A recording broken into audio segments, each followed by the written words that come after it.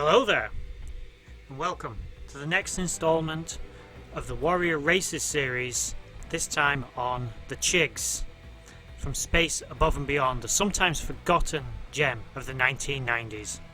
Just before we get started, I'd like to tell everyone that I've started a second YouTube channel, Nerd World Films, intended to be a bit more specialized in this channel. I'm going to be focusing on movies rather than TV shows and be a bit more specific in what I'm doing.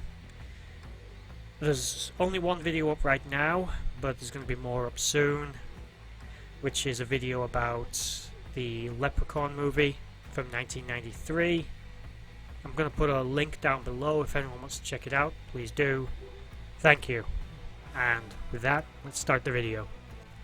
The Chigs, whose real name is unknown, the name being given to them by the forces of Earth because of their resemblance to a type of insect, at least their armor form, are a bipedal humanoid species approximately equivalent in size to the average human, in both bulk and height and possibly in weight. Their species have dark black eyes and pale white skin. They were first encountered by humanity officially after a seemingly unprovoked attack on a human deep space settlement, which resulted in the total destruction of all the settlers. At least Earth believed that's what had happened. This would spark a war between Earth and the Chigs, for reasons that humanity at first wouldn't even understand. The Chigs are an aggressively territorial species that did not appreciate the intrusion of humanity into their space. As a result, they would go to war without hesitation. The Chigs themselves are a battle-hardened and efficient race of warriors with a strong military and a strong fighting ethos to their culture, which in many ways does mirror that of humanity for reasons that become more apparent later on, but it is discovered that the Chigs and humans are distant genetic cousins. Very distant, but they are related. The Chigs' war fleet primarily consists mostly of small, long-range interceptor fighters, but they do have numerous larger cruisers as well as a number of more specialized vessels, including an advanced prototype humans would refer to as Chig von Richthofen, which was a sort of ace fighter prototype equipped with a form of sensor jamming technology that allowed it to get close to any Earth vessel or squadron without being detected. Chig vessels generally are much faster than human ships but don't have the maneuverability, but they make up for this with a great deal of technological superiority. Their vessels are of an organic construction and are highly responsive and efficient vessels that are also known to be able to get much closer to gravity wells than human vessels, which allows them to take shortcuts to often getting behind enemy lines and strike targets that humans didn't believe were possible at first. Generally speaking, Chig vessels are longer range and more vicious combatants than their human counterparts. The hammerheads used by humanity for general space dogfighting, although as I said are maneuverable and well armed, are only at best a match for the technologically superior Chig vessels. Humans are more relying on numbers and hope to defeat this enemy. The Chigs, however, are an honourable people who will take prisoners. They do also accept surrenders on occasion and will even offer it, and in the later stages of the war were even willing to negotiate with humanity to find a more peaceful resolution to the war, which would ultimately fail due to human arrogance in defiance in the belief that the Chigs could possibly be related to them and a corporation of humans not wanting to admit that they were partially responsible for starting the war because they provoked the Chigs. In the case of the infantry, they are encased in full head-to-toe battle gear and environmental suit, with the standard issue weapon of choice being a large hand cannon, single shot, very powerful and accurate and very long range. This weapon could also double as a club and had a multitude of other battlefield uses. In addition to this, Chig soldiers also carried grenades, knives and other auxiliary weapons as standard issue, but this could vary from individual warrior. The Chigs also tactically and militarily do mirror humanity in many ways, with many very similar battle tactics and equipment being fielded. For example, one of the most notable aside from starfighters was the presence of a type of battle tank that the Chigs would often field to support their infantry and other ground offensives and occupations during the war. These hover tanks were very powerful and difficult to lock onto, and were a formidable opponent for any Earth-built equipment, as they were, again, technologically superior. Being a hover vehicle, they could move over any terrain, they could attack any target at greater range, and they had better armor and targeting systems than anything that humanity had.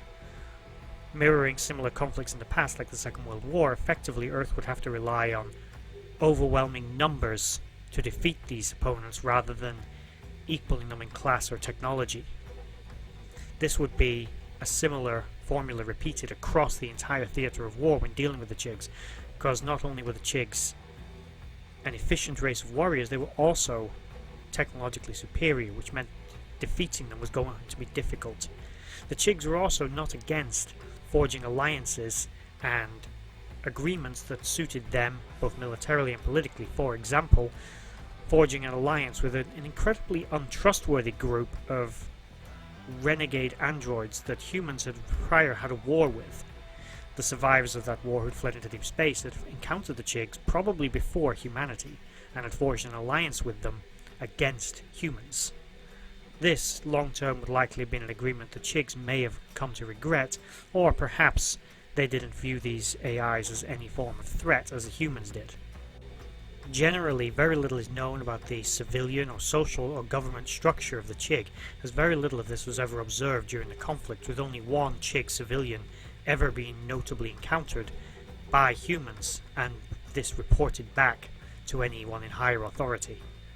And even then, Chig warriors were seen treating their own civilians and young with great disdain for unknown reasons that humanity's never been able to resolve or understand. Their government, again, is equally unknown. What form of leadership they take, whether they're a military dictatorship, a general royal family, or they are some form of democracy, it's completely unknown. The only high-ranking official ever encountered was an ambassador who appeared in full battle gear and environmental suit, much like the soldiers, only distinguished by coloured markings on the armour.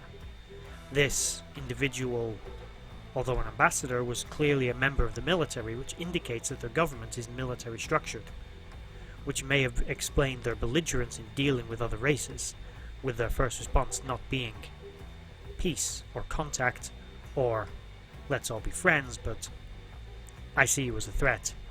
I eliminate that threat by any means necessary, and the first means I use is a gun. Ultimately, the Chigs were a compelling enemy from a show that got cancelled years before its time, not really allowed to blossom into anything more than just a single season.